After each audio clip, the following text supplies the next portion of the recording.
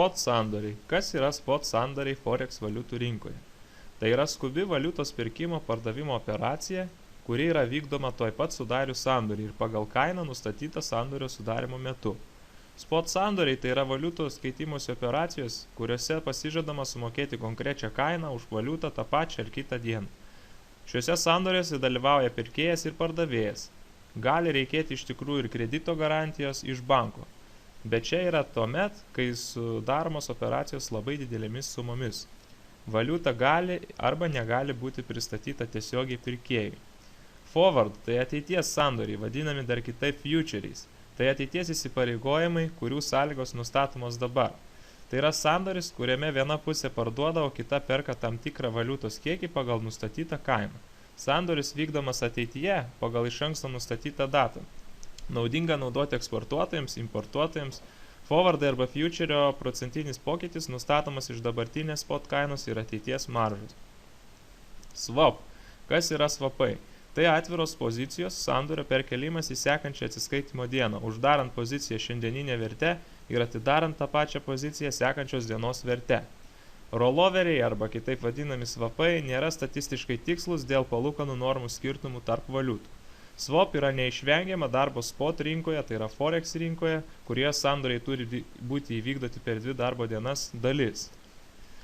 BIS apžvalga, Bank of International Settlements apžvalga, 2007 metais užfiksuota 3,2 trilijono dolerių dienos Forex rinkoje apyvarta. Nuo 1988 metų, kuomet į Forex rinką buvo leista išeiti privatiems investuotojams, traderiams, spekuliantams, nuo tada rinkos dydis didėjo 100% kasmet. Sakykime, prieš 1988 metus Forex rinkos dienos apyvarta buvo vos 5 bilijonai dolerių. Tai mes sakome vos, kadangi šiuo metu tai yra 3,2 iki 4 trilijonų dolerių per dieną. Tokia yra dienos apyvarta. 50% sandorių Forex rinkoje yra forward sandoriai, 33% yra spot sandorių. Mažiau nei 10% sandorių su pinigų pristatinimu ir išgrinimu. Daugiausia, kaip matote, Forex rinką sudaro spekuliatyvinės operacijos. Visi bando užsidirbti iš šitų sandorių. 87% visų sandorių sudaro valiutų poros su Amerikos doleriu.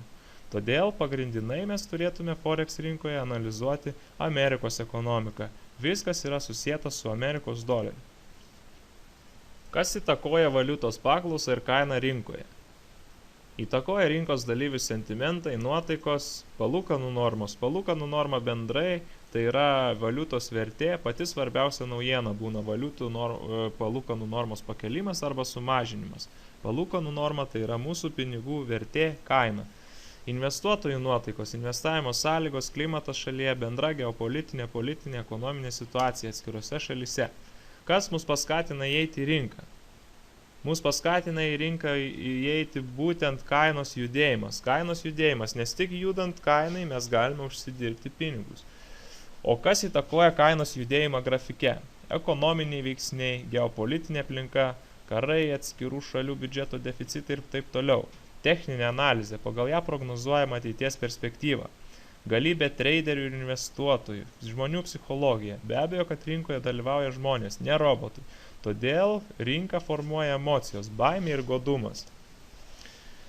Dar pabaigai norėčiau pasakyti Chris Lori, garsaus pasaulio traderio, frazę, kad mes esame tai, ką mes darome. Ir iš tiesų yra taip. Jeigu mes prekiaujame disciplinuotai ir pagal taisyklės, mes uždirbame rinkoje. Jeigu mes jų nesilaikome, mes pradirbame. Mes esame tai, ką mes darome.